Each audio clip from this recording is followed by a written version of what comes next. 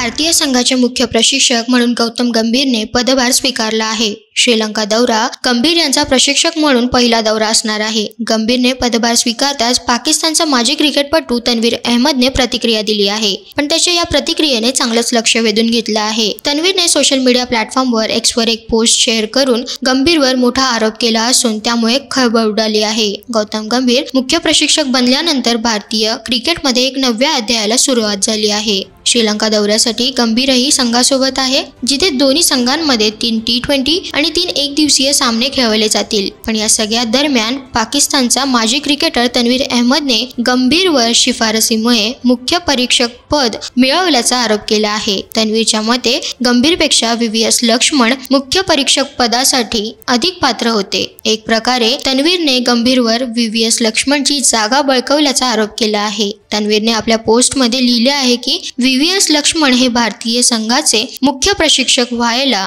हवे होते, कारण ते दीर्घकाळ भारताच्या B संघाचे मुख्य प्रशिक्षक म्हणून काम करत होते। मात्र गौतम गंभीर शिफारस पत्रामुळे प्रशिक्षक झाले। पाकिस्तानच्या माजी क्रिकेटपटूने आपल्या पोस्टमध्ये परची हा शब्द वापरला आहे, म्हणजेच गौतम गंभीर कोणीतरी केलेल्या शिफारसीमुळे भारतीय संघाचे मुख्य प्रशिक्षक झाले असल्याचं माजी पाकिस्तानी खेळाडूचं म्हणणं आहे। यासह तन्वीरने आपल्या पोस्टमध्ये असेही म्हटले आहे की VVS लक्ष्मण खरोखरच प्रशिक्षक बनण्यास पात्र होते। तन्वीरची ही पोस्ट सोशल मीडियावर व्हायरल होत आहे।